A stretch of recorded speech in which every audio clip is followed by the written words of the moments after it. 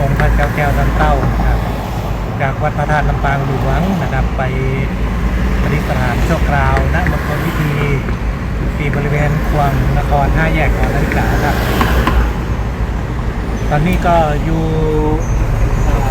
ช่วงบริเวณที่ก่อนจะเข้าถึงบ้านพ่อนนะครับ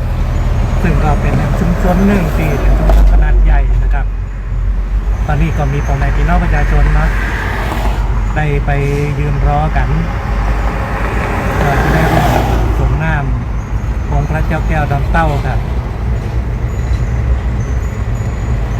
บรรยากาศตอนนี้ห้อนขนาดเนื้อตั้งนอกนะส่งกำลังใจให้เจ้าหน้าที่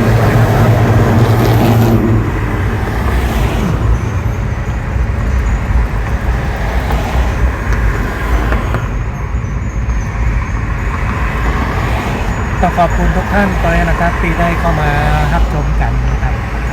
อาจจะคืนไล่กันหลายรอบห้องมีรุดห้องนะก็ขอบคุณมาใส่เลยครับเนาะ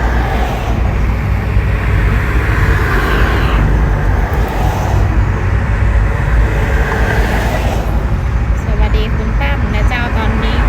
ถึงแล้วนะเจ้าดูกันเด้อพอจุดสังเกตนี่นะครับตอนนี้น่าจะเป็นงาน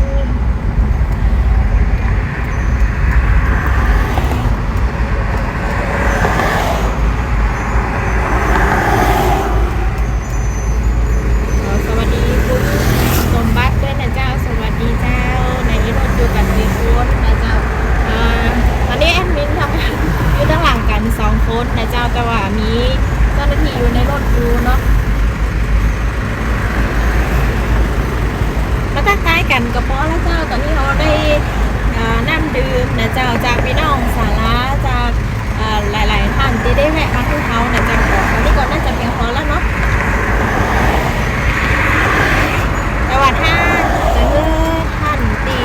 อยู่ในขบวนรถบุษบกเนี่ยก็ยินดีเจ้าเพราะว่าเป็นอยู่ตั้งนอกท่านก็จะทำกับเราไม่เป็นผิด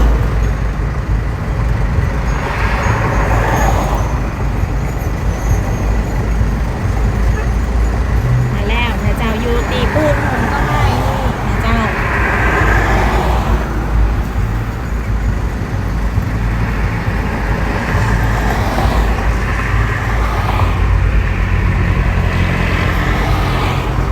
ถึงวัดพระแก้วดอนเต้ากี่โมงประมาณสัก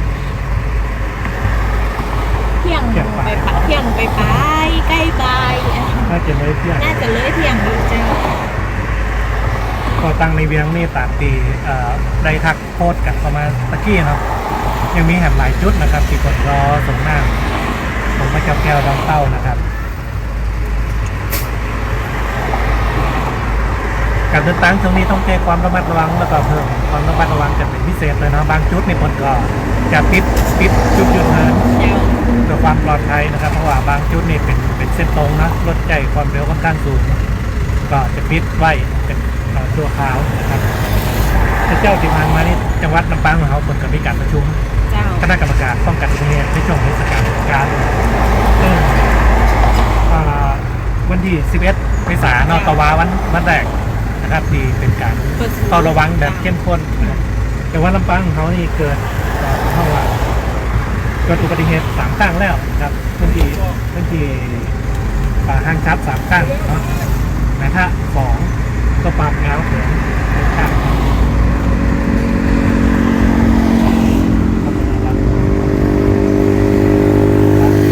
ตอนนี้บ้านก่อนยังบ่งานเสียเจ้ายังบ่ถึงเสียไปกับใกล้ละ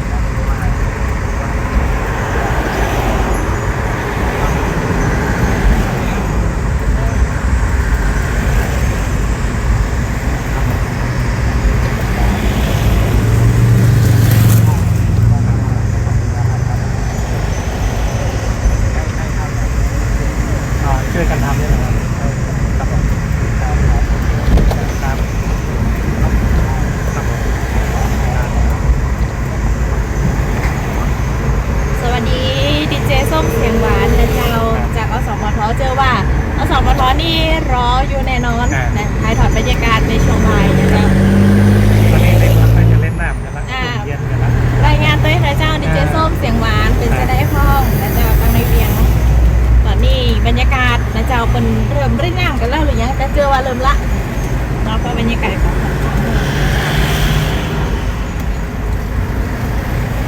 คือประชุมสั่งการว่าให้ทำบอกความเสื่อมขึ้นโพส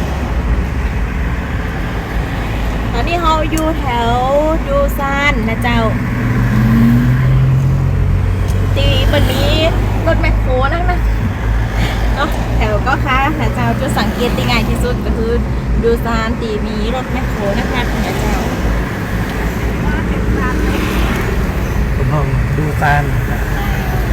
คุณโมโนยังอยู่กันต่อไปนะเจ้ายาวไปเนาะแล้วก็การนิทานนะเจ้าตอนนี้อยู่ตีรถแมคโครนะคะที่น้องวานอยู่ตอนเนี้ยนะเจ้า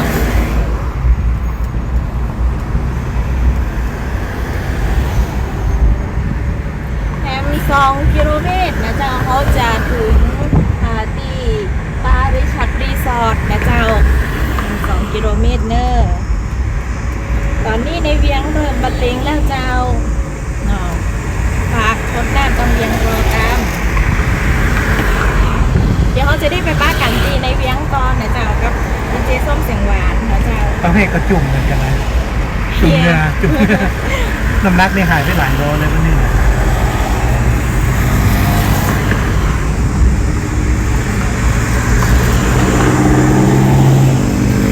พี่น้องบ้านก่อนเตรียมตัวเนอะมาแล้วนะเจ้าไปบางส่วนอยู่ตรงหน้านี่ละ มาเกิน10 นาทีน่าจะได้ถึง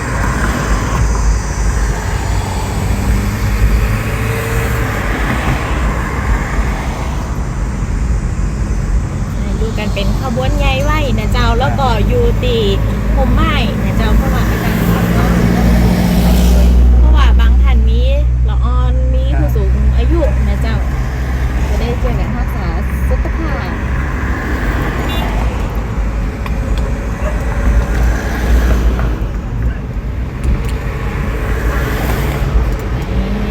แต่งชุดไทยสวยงาม เจ้าผู้สว่าตั้งแต่เตียเขาเริ่มไล่มาเนี่ยเราจะเห็นว่าละออนนะเจ้าผู้สูงอายุหรือทุกคนเนี่ยเริ่มมาแต่งตัวเพื่อเข้าตีมเนาะเสื้อลายดอกชุดผ้าไหมนะเจ้า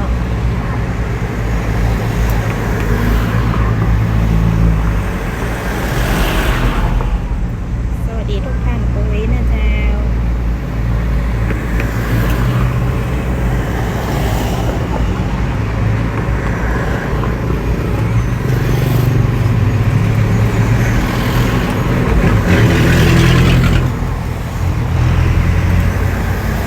ความน่ารักของแฟนมีการช่วยตอบด้วยแอดมินกับตันพรแฟนเรียนตอบเพื่อเลย เจ้า ตัดตันพรยังเจ้ายังบาทานเจ้าขอบคุณเจ้า วันนี้เขาแต่งตั้งคือทุกคนตีมารวมไล่ด้วยเขาเนี่ยเป็นแอดมินตัวเองจะได้เจอกันเนาะ มีข่าวสารก็เอิญมาได้ครับเนอะจะได้เจอกันทุกท่านครับ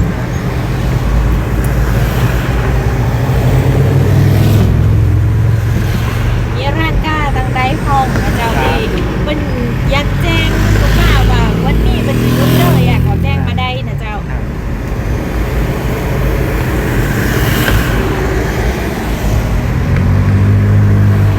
มีรถลี้ลำปางเลยลี้ลำพูน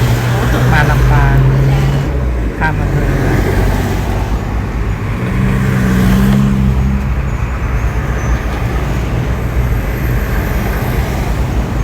ช่วงนี้รถขาขึ้นก็เริ่มหนาแน่นอย่างน้อยหนึ่งนะครับ เจ้า แต่ยังกรอบตัวอยู่คล่องตัว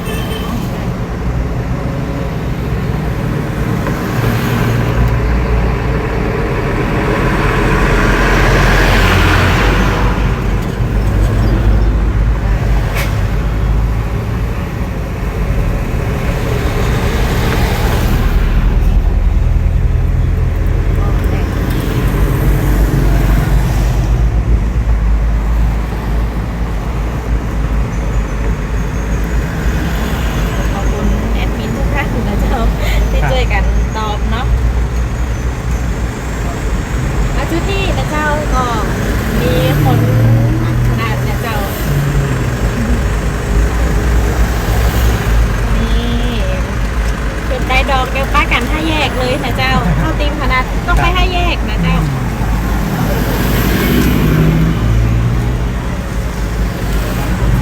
ดอกนิพงามด้วยนะครับ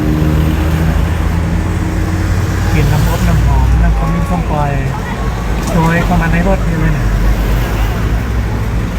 เป็นกลินที่เอกลักษณ์เนี่ยกิน แม่นแม่น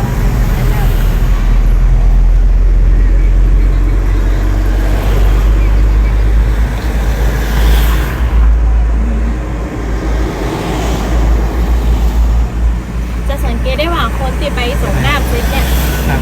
เปิ่นได้หน้าเขาเป็นส้มปล่อยมาเป็นยิ้มหน้าไปหน้าเปิ่นอิ่มบุญอิ่มใจนะเจ้าไกลๆเด้อถ้าขับรถเครื่องนะเจ้าถ้าผ่านมาเจอขบวนกับชะลอไว้หน้อยนึงจะไม่ฟังขับเร็วเนี่ยเจ้า จะได้รับผมน้ำมนต์กันโดยเนาะ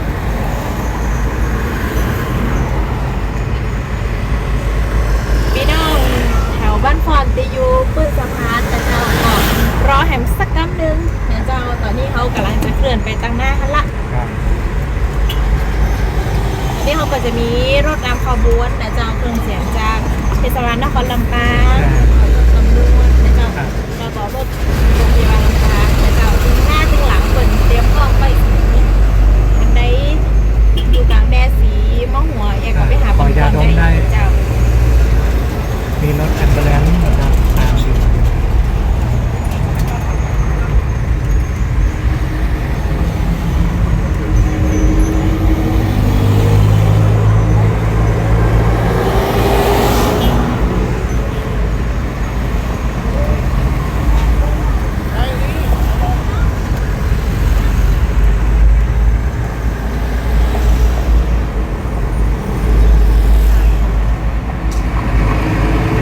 ใบเตยตอนนี้อยู่ไหนแล้วตอนนี้จะถึงบริเวณสะพานบ้านฟ่อนนะเจ้า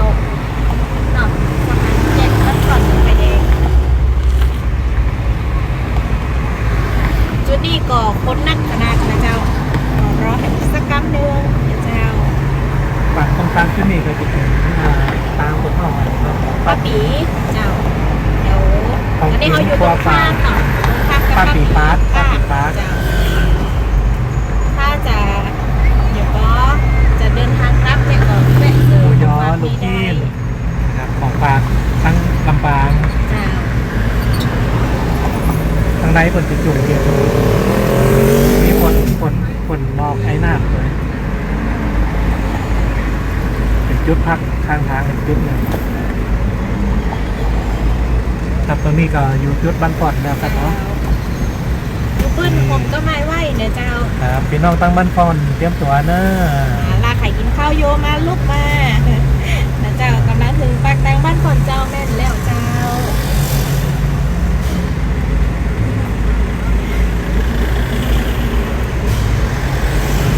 รออยู่บ้านต้นต้องทำโมขบวนเขาไปได้อยู่ไปไก่ตั้งนั่นนะเจ้าในอาร์มเนาะก็อยู่ประชาสัมพันธ์ของเขาเหมือนกันนะเจ้าอยู่ตั้งหน้านี่ก็ถ้าอยู่ตั้งหน้าเนี่ยจะต้องมีอย่างติดไม้ติดมือมาเลยล่ะโดยเฉพาะคุณอาร์มเนี่ยนะ เตรียมรองรับแขกบ้านแขกเมืองคน เจ้า ขออนุญาตเข้าพื้นที่นะเจ้าไออาร์มก็เป็นคนบ้านฟ้อนนะเจ้าก็มาทำงานเป็นทีมงานด้วยกันนะเจ้า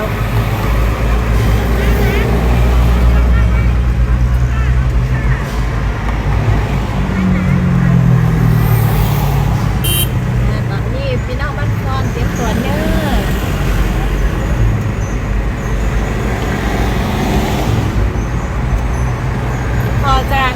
พอไปตั้งหน้านี่นะน่าจะมีหลาย10 คน20 คนขึ้น แต่ละจุดเนี่ย แม่นเจ้าพี่น้องบ้านฟอนนี่เป็นตึ้งหัวทุกปีนะเจ้าตรงบริเวณก่อนถึงสะพานนี่นะปีแล้วก็ม่วนพดน้ำกันก็ม่วน คือปีในมิตรเตือนหนึ่งคนก็ตั้งหน้าตั้งตารอวันนี้ละวันที่จะได้สมน้ำองค์พระเจ้าแก้วน้ำเต้าอย่างใกล้ชิดนะครับ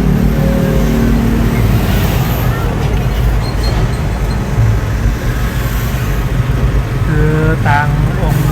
พระเจ้าแก้วนะครับขบวนได้ผ่านหน้าบ้านก็เป็นสิริมงคลนะ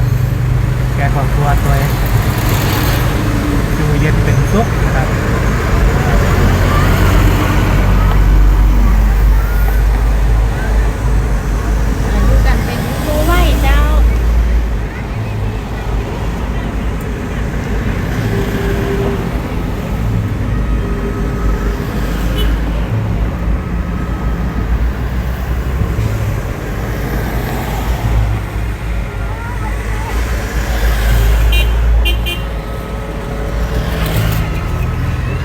เรื่องต่างๆก็ต้องแจ้งความระมัดระวังกันน้อยนึงนะครับช่วงนี้รถขายเครื่องนี้นักขนาด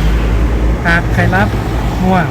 ก็ ก็มีจุดบริการประชาชนเนาะแต่ละพื้นที่ ถ้า นะ ใกล้สุดก็อาจจะพักตรงตั้งก็ได้ ครับ นะเจ้า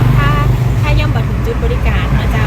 จุดบริการก็สามารถจอดรถไปอูกับเจ้าหน้าที่ได้นะ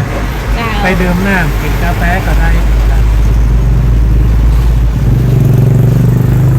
เดี๋ยวเราจะ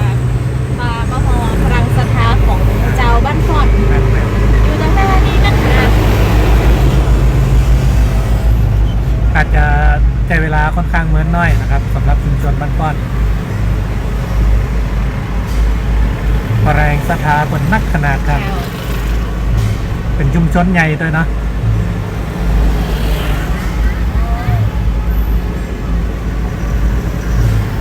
ข้างหลังก็จะเป็นเสียงปีเสียงแหน เจ้า ดนตรีเป็นเมืองลำปาง มันจะเข้ากับบรรยากาศ ตะคืนนี่ไปบรรเลงในงานอีกแล้วประกวด เจ้า เทพบุตรเทพธิดาสลุหลวง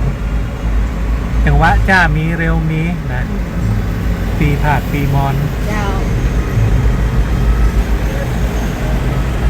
เดี๋ยวทุกคนขอเด้อพี่น้องเจ้าบ้านฟอนนี่นะคนนักขนาด ครับ แต่ถ้ามารวมตัวกันอีนะเจ้าได้ทุกคนแน่นอนนะเจ้า เสียงบรรยากาศ นะประตูม่วน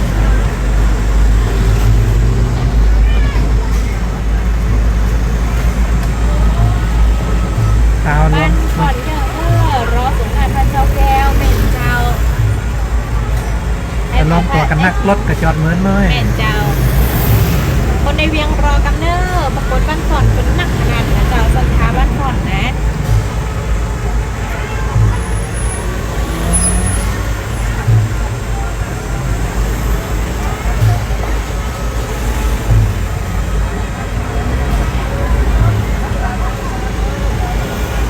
พลังศรัทธานะเจ้าไอ้อิ๋วอยู่นี่ก่อนนะเจ้าต้องออกมาต่างทางข่าวลงข่าวทีวีเพื่อตัวเนอร์นะเจ้าไทยพี จะลืมไทยผ่านข่าวแอดมินด้วยนะ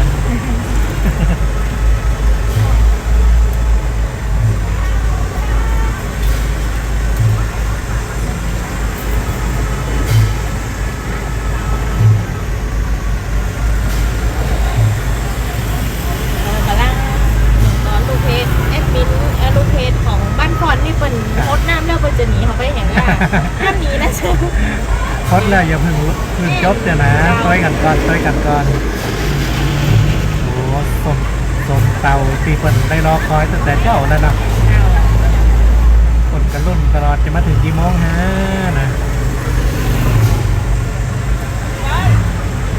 ขันเปิดแล้วก็ม่วนนะ เป็นเจ้า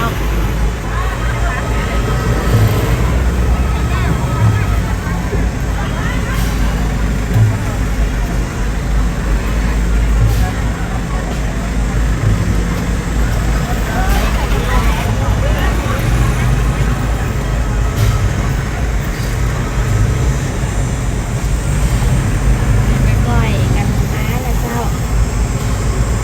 ชุดนี้แหมชุดหนึ่งโอ้ขอบคุณเจ้า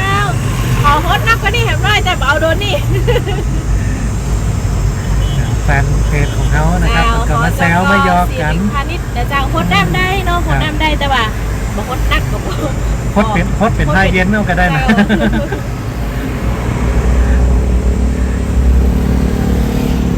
ตรงจุดนี้รถจะหนาแน่นน้อยหนึ่งนะครับ เพราะว่าเป็นรถเป็นจุดที่ว่าชุมชนนักเอาโรงงานจะนักจุดนี้นะอาจจะต้องฝึกความระมัดระวังกันน้อยหนึงนะครับใจเย็นๆนะครับ อันไหนที่กำลังจะหน้าขบวนเนาะแล้วก็ของความร่วมมือจอดรถยิ้มๆตามน้อยหนึ่งนะเจ้าเพราะว่ารถขบวนจะได้ผ่าน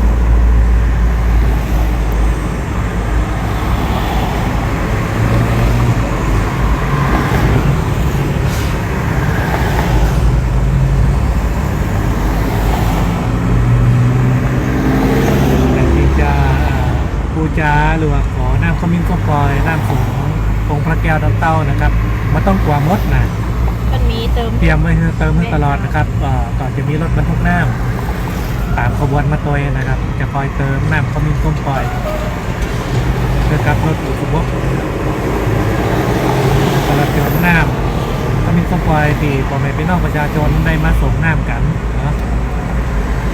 ก็คือทุกคนจะได้รับบุญพร้อมๆกันนะครับ ตอนนี้เราอยู่ปื้นสะพานบ้านเจ้าบ้านคอนกับพี่น้องบ้านคอนนะเจ้าที่ออกมาทางคนอยู่ทางในหมู่บ้านเปิ้นก็มารออยู่ทางหน้านี่นะเจ้าร้านไข่บัตตันเนี่ยไอ้ต่อยก็ไปตีว่าพระแก้วร้อนเต้าได้เราไปว่าไปตีห้าแยกหอนาฬิกาไปควงนครทางใดนะเจ้า ตรงจุดวัดพระแก้วดอนเต้าเปิดจะอยู่ถึงประมาณบ่าย2 เกิน เจ้า ถึงจะเคลื่อนขบวนออกมานะครับแต่ยังปอติจะมีเวลาจะอยู่เอาถึงไหนกันล่ะ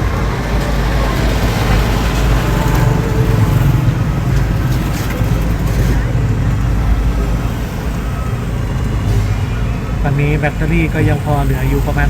30% เจ้าก็ยังพาทุกท่าน ครับ ไปกันต่อได้นะเจ้าภาพชมบรรยากาศเนาะแต่ว่าถ้ามันรูดหายไปนี่คือแบตหมดนะเจ้า ก็แบตหมด คือเขาใจทรัพยากรทุกเครื่องเรียบร้อยแล้ว ได้หันวัดถาบรรยากาศกันเนาะตั้งแต่วัดพระธาตุลำปางหลวงนะครับผ่านไปนี่ประมาณสัก 3-4 ชั่วโมงจากการเดินทางมาถึงที่บ้านป้อนคุณยายนั่งรถเก๋งนะครับที่จะมารวมสักการะของน้ำของพระเจ้าแก้วน้ำเต้านะครับประกาศบ้านก่อนนี้ต้องมาชมเจ้าเด้อใครชอบตื่นเจ้านี่นะไม่เอาการบ้านก่อนกับของกินนี่มีสปาสเปซ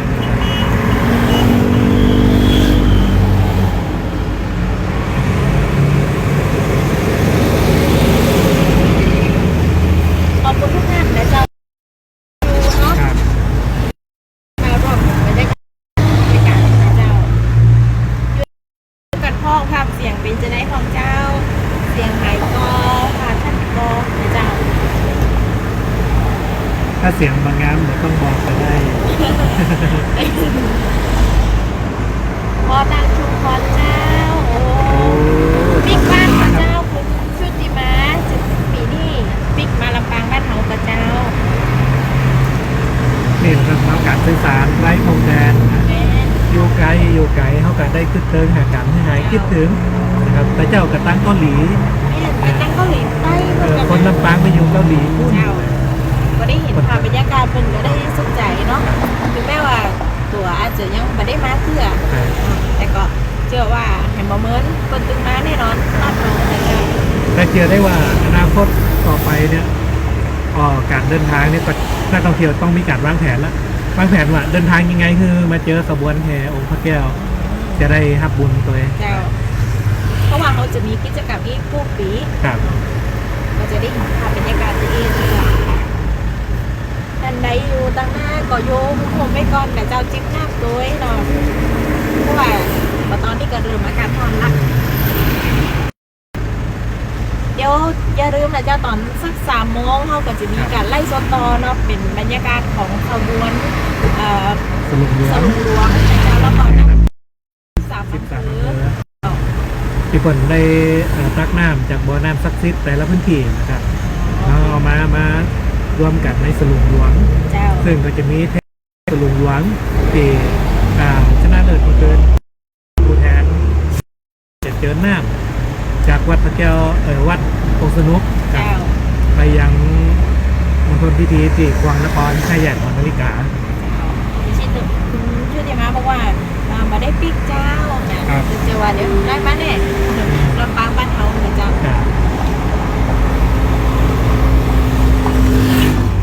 ตอนนี้อยู่ไหนนะเจ้านะเจ้าตอนนี้เขา อยู่ตรงแยกมันก้อน อยู่แยกบ้านพร้อมนะเจ้า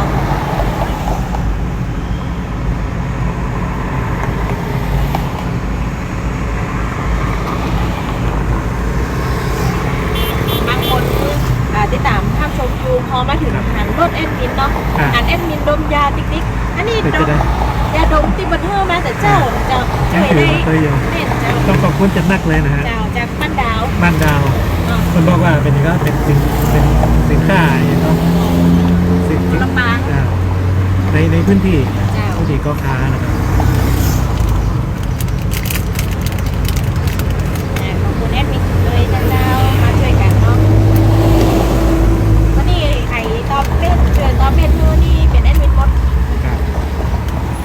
มีโจกมีลาบเนาะกดไลค์กดแชร์นะครับได้ส่งต่อบุญไปเนาะนี่กว่าถึงนะ ไปเริ่มเริ่มวัน ทุ ที่ กแห่งทุกหน 14 เมษายนของเขาก็มีเหมือนคล้ายๆวันไหลลำปางตอนนะเจ้าก็เป็นปีแรกที่ลำปางเขาเพิ่มวันจัดกิจกรรมสงกรานต์ขึ้นมานะ ถ้า เจ้า ปีนี้ประสบความสำเร็จ ปีหน้าเปิดจะหางบหาเงินนะเจ้าวางแผนไว้ ก็อาจจะเพิ่มวันแหมก็ได้ แม่น นะครั เจ้า บ ก็จะมีกิจกรรมตีหลากหลายนักยิ่งขึ้นแล้วก็เป็นการกระตุ้นเศรษฐกิจของลำปางโดยนะเจ้า กันอย่างหนึ่งมาลำปางนี่อย่าลืมพาขัง เจ้า คือขังหักลำปาง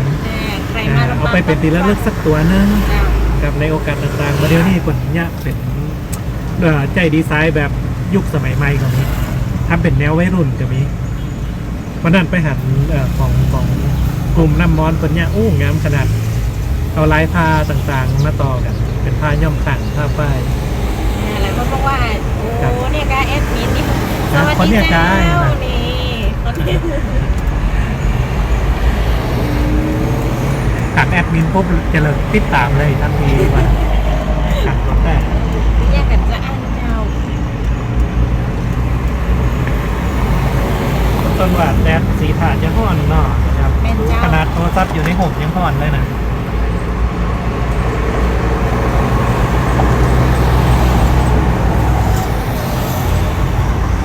แต่หันเจ้าบ้านเปิดมา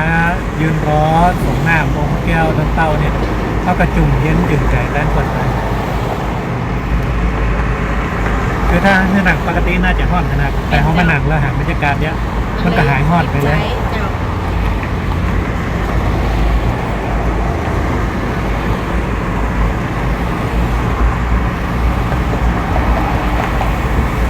รถตีเดินทางนะเจ้าตีอาจจะกลับมาบ้านเฮาเนาะมาลำปางหรือว่าเป็นรถคันตอนนี้ก่อนหน้าที่จะขึ้นเรื่อยๆนะเจ้าก็ระมัดระวังความปลอดภัยไว้นะเจ้าการเดินทาง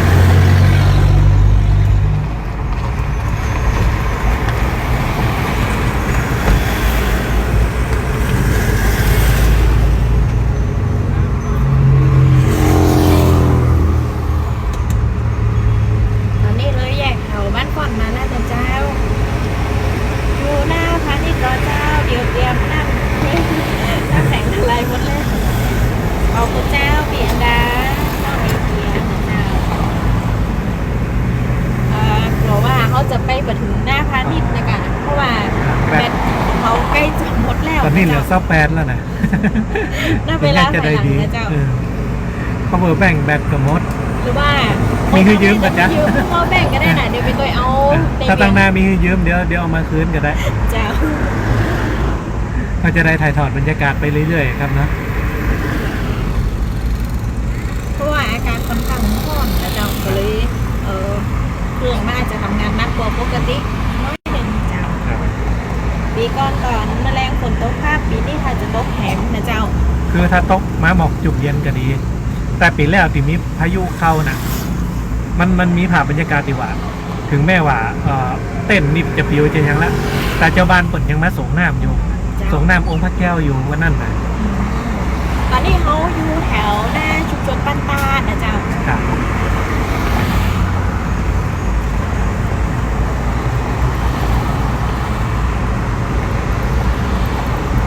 สร้างความชุ่มเย็นนะเจ้าทุกปีบรรยากาศจะดี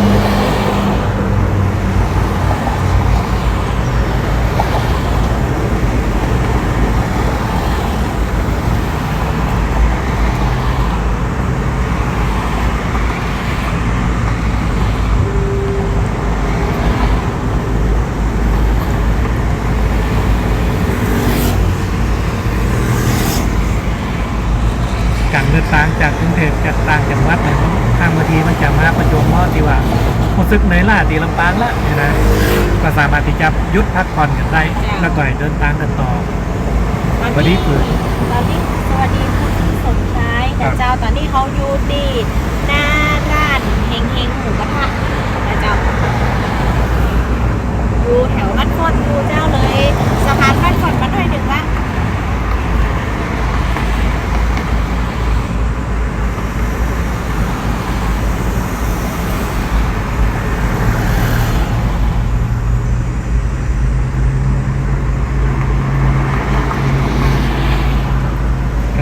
บรรยากาศตั้งนอกก็กลับมาบดมาห่มกันทั้งน้อยนะครับ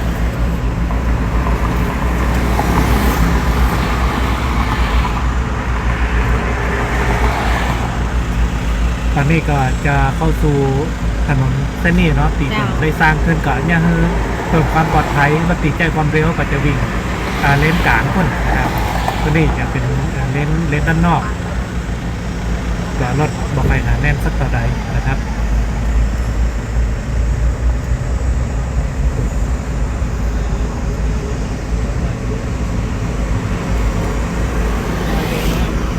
คุณสมชายบอกว่าเปิ้นจะไปถึงตังได้ครับถึงวัดพระแก้วก่อนนะครับก็ขบวนอัญเชิญนะครับจะเดินทางไปถึงตีวัดพระแก้วนะครับตรงจุดแห่งบนก่อนจะยุดพักทำพิธีส่งน้ำพระแก้วนะครับเพราะว่าองค์พระแก้วดอนเต้าก็เค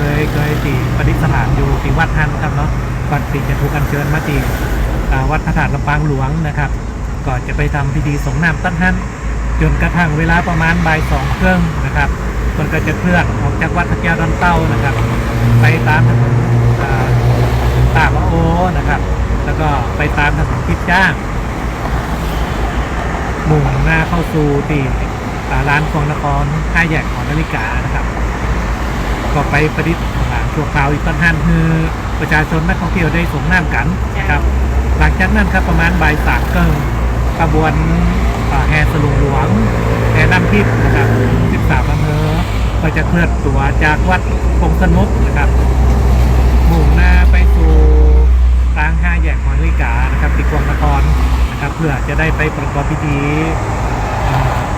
ส่งน้ำของพระแก้วดอนเต้าตัดหันนะครับในช่วงเวลาประมาณ5 โมงแรง6 โมงแรง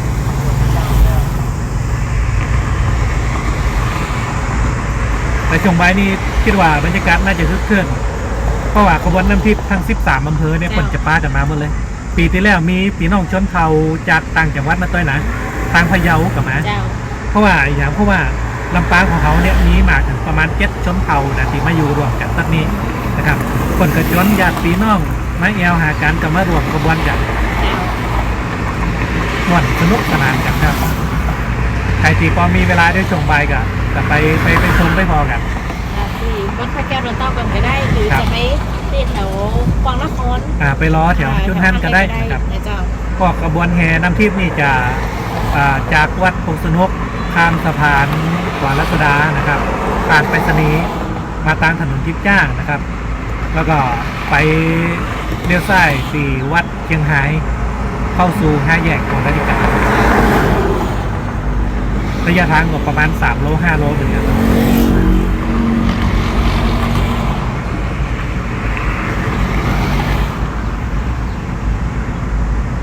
เทพบุตรสลุงหลวงก่อนกระจารวมขบวนนี้นะครับจากนาวัดพงสนุกเสร็จสิ้นพิธีในช่วงแรงวันนี้แล้วนะครับวันผูกมาตอนประมาณบ่ายโมงนะครับก็จะมีพิธีแห่จูงพระครับพระกู่บ้านกู่เมืองของทั้ง13 อำเภอจังหวัดลำปางนะครับก็จะรวมอยู่ในขบวนเริ่มต้นจากหน้าสถานีรถไฟนครลำปางเคลื่อนผ่านถนนบุญยวาทไปทางกาดออมสินนะครับไปสิ้นสุดที่มิวเซียมลำปางหรือวัดตีสารากาศเก่าครับตรงศาลพัดเมือง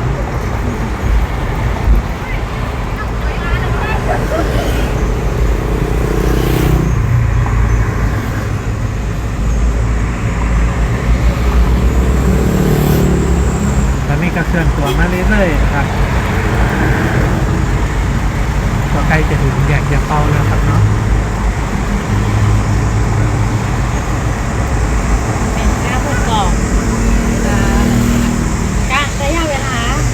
ในจะใดแต่เวลาพูดถึงปีที่ผ่านมาเนาะคนก็สามารถที่จะกะเวลาคือไปถึงเวลาของเลิกพิธีพอดีนะเพราะฉะนั้นแล้วเขาก็ขอความร่วมมือเนาะว่าท่านใดที่กำลังจะส่งหน้าเนี่ยให้ไปอยู่กันเป็นมือไหวอยู่เป็นชุดจะได้ความรวดเร็วตัวเป็นจะได้รุ่นลอยอันเก่าคณะใหญ่ๆเนาะจะได้ช่วยกระชับเวลาก็ยังขบวนอัญเชิญคนก่อนเห็นประชาชนที่ยืนรอจุดไหนมันก็จะยุดครับ เพราะฉะนั้นเท้ารวมตัวกันนะครับ มันก็จะใจไปช่วยในการย่นระยะเวลาเนาะ เจ้า ยังคือการเดินทางไวขึ้นนะครับ รู้สึกว่าปีนี้ก็เหมือ น่าน เว จะ ลาเร็ว ทำเวลาได้ดีพอ เจ้า สมควรครับเนอะ ดีกว่าทุกปี ตอนนี้เที่ยง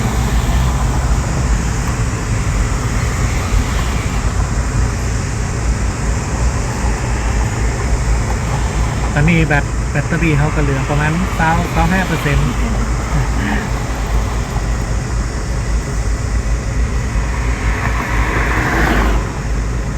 สมมติว่าถ้าโพดจบลงไปแบตเตอรี่หมด เดี๋ยวเขาก็จะไปรีโพสต์คือ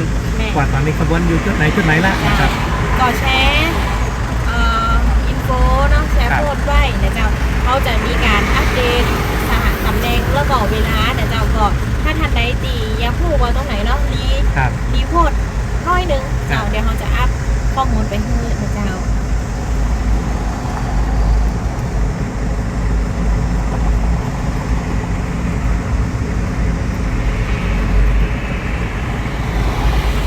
ตรงหน้านี่ก็เห็นยุงจุดนะเจ้า ก็มารวมตัวกันไฟเจ้าอยู่กันตีคุคุมไว้เนาะเพราะว่าตอนนี้แต่เจ้าขอข้อมไว้ไม่ได้ อ่ะ เรียก ทำนะ รำ ค พั รั น บ บาท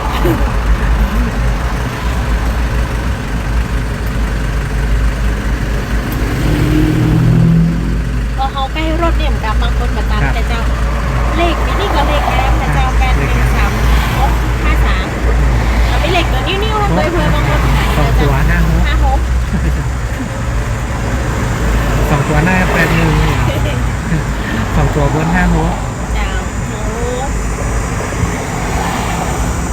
รวมกันแล้วเจ้าจะได้มีโจทย์ไม่ใช่ด้วยกันเนาะเป็นพูดอิ่มใจแล้วก็ยังยิ้มได้ลงจุดหลักไว้นะ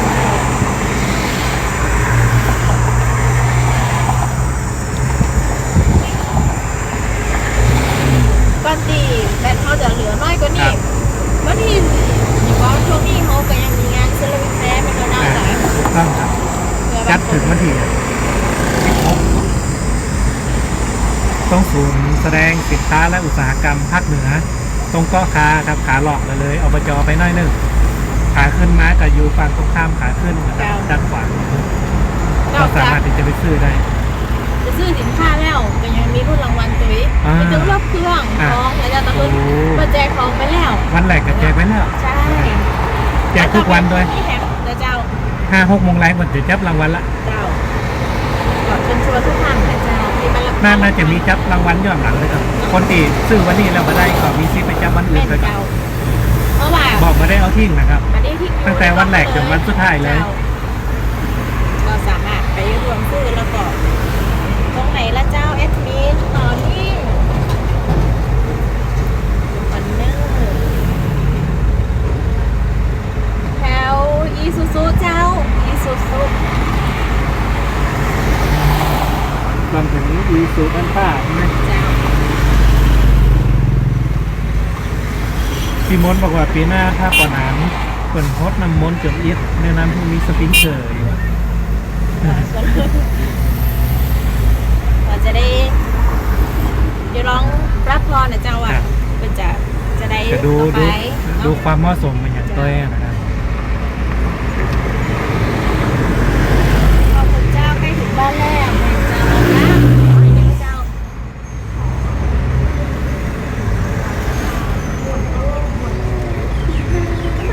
อันนี้หนุ่มสาวชาวอีซูซุนะครับ ชาวอีซูซูเป็นออกมาแล้วนะเจ้า ตอนนี้ขบวนถึงอีซูซูนะเจ้า ขนาดสถานีนะขนาดครับเนาะไปยืนรอตอนนี้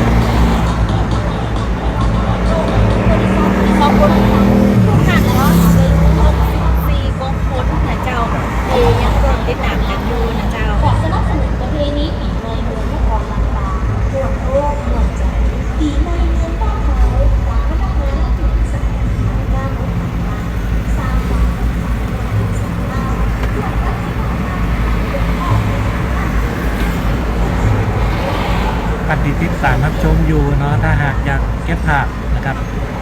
ความประทับใจไว้เก็บเป็นปีระลึกนะครับก็สามารถที่จะแคปไว้แคปหน้าจอไว้นะครับนโยบาย Facebook ในบทบาทถ้าไล่สดจะเก็บไว้ถึง30 วันนะครับต้องขอบคุณทาง Facebook ประเทศไทยด้วยครับนะที่เปิดพื้นที่นะครับเพื่อเขาได้เผยแผ่ศิลปะวัฒนธรรมอันงดงาม นี่เขาอยู่ร้านก๋วยเตี๋ยวนะเจ้าร้านก๋วยเตี๋ยวป้าทองบินนะเจ้า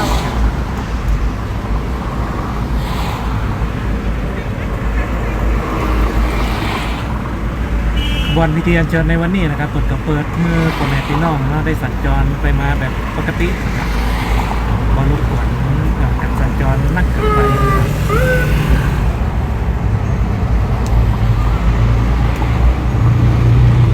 เจ้าบ้านตะการสารที่คนพูดข่าวว่าวันนี้จะมีพิธีอัญเชิญองค์พระเจ้าแก้วดอนเต้านะครับเปิดก่อนจะมาล้อกันบางคนนี่ก็บิดรถมาเตยก้นมาคือตันคือครั้งหนึ่งนะครับกับปรากฏการณ์ที่เกิดขึ้นก็จะมีบ่อยๆนะครับปีในมิเตือนหนึ่ง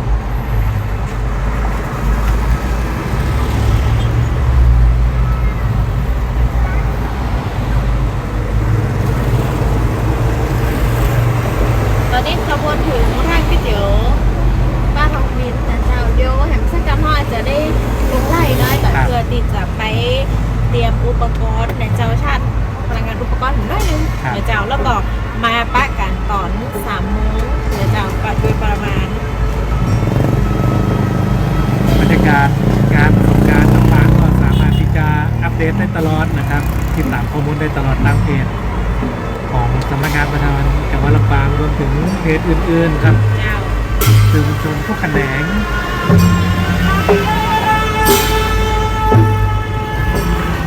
อ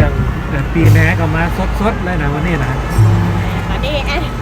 ทีมงานของเขานะเจ้าก็ได้ไปร่วม ไป กัน ร่วมสงน้ำเลยทับน้ำมนต์เลยครับนะ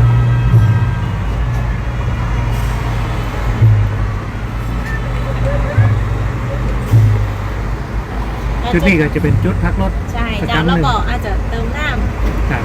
เจ้า เป็นภาพบรรยากาศที่เจ้าบ้านทางรอคอยนะครับ1 ปีนะครับกับปรากฏการณ์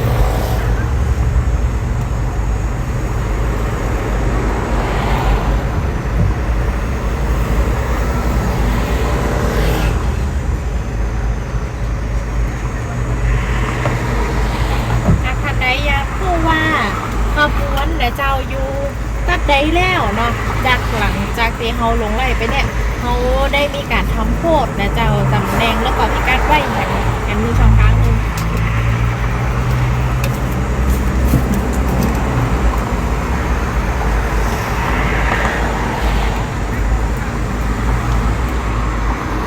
เดี๋ยวเราจะมาอัปเดต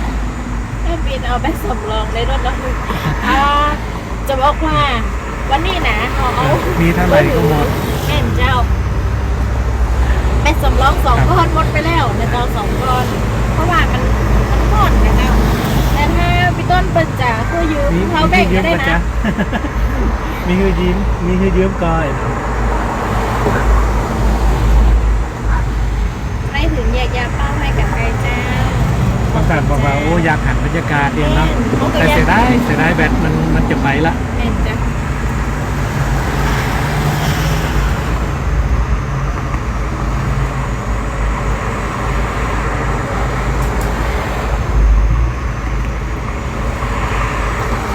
กินน้ำขมิ้นส้มปล่อยนี่โอ้ช่วยเข้ามาในรถเลยนะหอม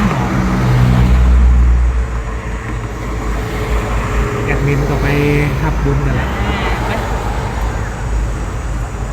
สะสมจะไล่อยู่ก่อนไม่ใช่เพราะว่า จะต้องเด็ก เอาทางนะเอาทางเลยเพราะว่ามัน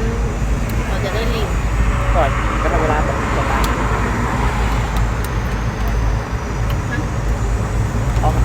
เพราะอะไรอยู่ เดี๋ยวขบวนก็น่าจะเคลื่อน